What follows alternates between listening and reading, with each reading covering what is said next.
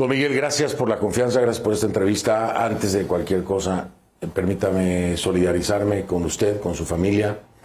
Mi más sentido pésame, una tragedia que comparto, que como ser humano me ha conmovido enormemente, me ha frustrado tremendamente y que me indigna de todas las formas que pueda imaginarse, también como periodista.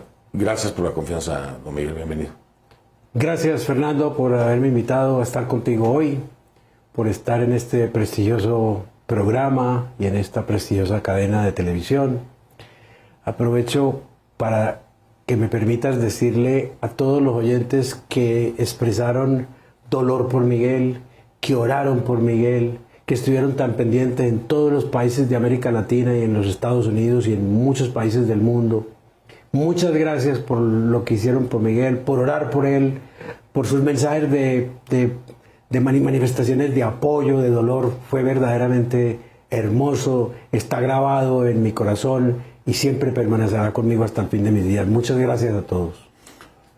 Yo le preguntaba antes de entrar al aire, y se lo quiero preguntar de nuevo, don Miguel, ¿cómo sobrevive el ser humano a esta doble tragedia? Es que no es una vez, es que son dos veces, es que es el mismo escenario, es la misma violencia y la interesa para incluso involucrarse en la política. Pero ¿cómo sobrevivió el ser humano? ¿Qué es lo que le da esa fuerza, don Miguel? El dolor es muy grande, permanecerá conmigo hasta el final de mis días, de eso no me recuperaré nunca.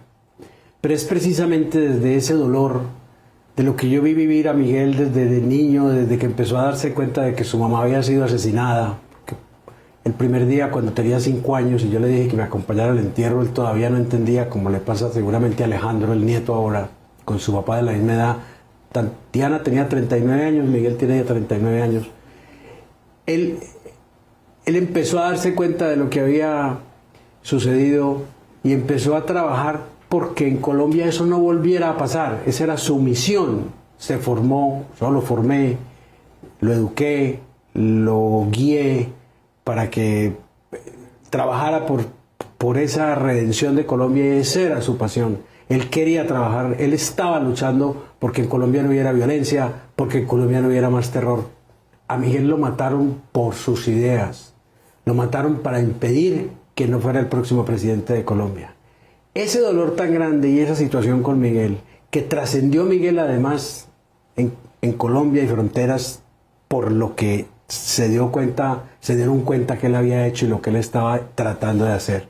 Es lo que me da la fuerza a mí para luchar por Colombia, por miles de personas que han sido víctimas de la violencia, por los que siguen siendo víctimas de la violencia, porque están secuestrados en sus casas, porque Colombia hoy está en manos del crimen. Y eso no se puede dejar así, eso hay que seguirlo. Yo resolví sobre mi dolor construir me ha salido una fuerza con dignidad para representar a todos esos colombianos que hoy no tienen futuro, porque lo que estamos viviendo con el territorio como está controlado por los malos, como decía Miguel, quiero un país que tenga un presidente que se dedique a los buenos. Pues eso es lo que me ha llevado y lo que me da fuerza para estar haciendo esto por esos miles de colombianos que están sufriendo mucho. ¿Qué recuerda de Miguel cuando más pequeño? ¿Cuándo Miguel le dejó saber a usted de alguna forma, quiero luchar por mi país? ¿Que entendió el asesinato de su madre? ¿Cómo fue ese momento? Lo va entendiendo a medida que va creciendo. Y va creciendo, como decía él, con rabia de por qué a él le había sucedido eso, por qué no tenía a su mamá. Y eso dura hasta que termina su bachillerato, que es cuando toma una decisión. La primera decisión la tomamos ahí y la toma él. Pero él nunca busca venganza. No. ¿O en algún momento no le dijo, quiero vengar la muerte de mi madre? No. Nunca quiso venganza. Esa fue su gran transformación para decir, y ahora quiero cambiar a Colombia para que esto no vuelva a suceder. Decía mucho lo que yo hoy estoy repitiendo. Tener un país donde los padres no tengamos que enterrar a los hijos, como nos está pasando. Él quería evitar eso. Y mire que vuelve a suceder. Y después de que sale de bachiller, él decide estudiar Derecho porque quiere ser el camino para hacer su misión y su vida política, llevando a Colombia, queriendo llevar a Colombia a una gran paz. Los primeros años de su vida fueron en un país muy violento, muy difícil, que fueron después de muerta Diana, de 1991 a 2002. Ahí vino a conocer un país distinto, que es el que todos conocimos cuando afortunadamente tuvimos al presidente Álvaro Uribe Vélez, que salvó a Colombia del abismo porque estábamos prácticamente con un país que iba a ser inviable, y que transformó a Colombia, le dio seguridad. Que hizo frente a la guerrilla con todo. Y exactamente. Y ha tenido además que soportar todo eso todavía. Esa es más la Colombia que conoce. Que conoció a él hasta ahora. Él decía... Pero usted conoció a la Colombia de antes. Claro, a mí me tocó. Que era mucho más sangrienta. Mucho más. No, y desde que yo fui secretario del presidente Turbay cuando yo tenía 26 años. En economía estuvo usted. Sí, porque a Diana, ¿por qué la secuestran y la matan? Porque el presidente Turbay firma el primer tratado o el tratado de extradición que está vigente con los Estados Unidos en 1980, porque él era implacable contra el crimen. Él metió a todos los guerrilleros a la cárcel. Fue que después el presidente que siguió lo soltó. Pero él decía, aquí no podía haber narcotráfico. Y firmó ese tratado de extradición y se lo cobraron secuestrando a Diana y matándola. Una historia de Miguel muy bonita. Cuando Diana está secuestrada, le escribe al papá y a nosotros, a él, pero yo estaba con él siempre todos los días. Le empiezan a hacer unas exigencias para que interceda ante el gobierno colombiano en favor de los extraditados. O sea, al abuelo al presidente Julio César Turbay Adelante. El expresidente, sí.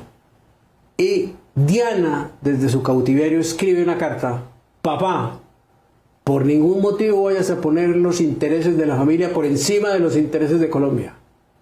Eso es lo primero que dice Miguel cuando decide que va a aspirar a la presidencia. De mi mamá aprendí coherencia, aprendí principios, y los principios no se negocian. Y yo hoy estoy en el mismo plan. Los principios no se pueden negociar, no podemos aceptar lo que está pasando en Colombia.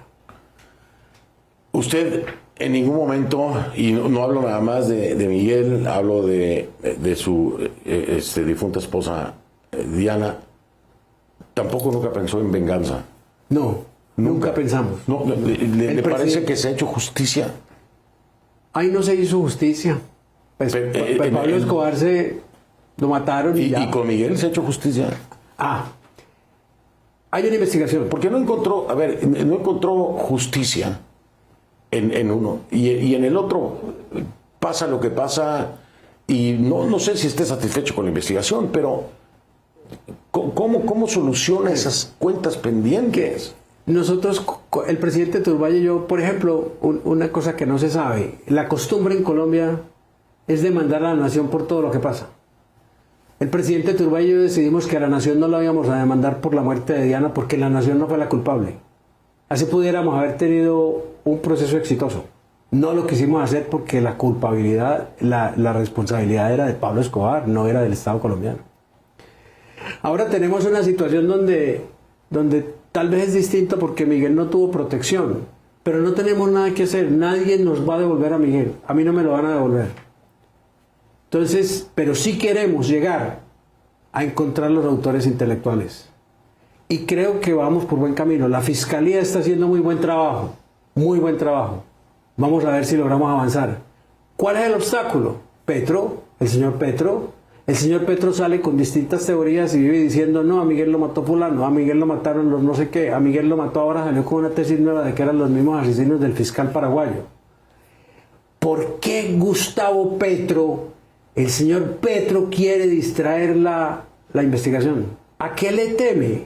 ¿Qué teme Gustavo Petro que se descubra que trata siempre de estorbar y entorpecer la investigación? Esa es una pregunta que yo le hago a él. En vez de engañar, en vez de distraer, en vez de distorsionar y de hostigarme a mí, si es que él sabe algo de quiénes son los asesinos intelectuales de Miguel, que nos cuente él, porque no puede seguir haciendo lo que está haciendo.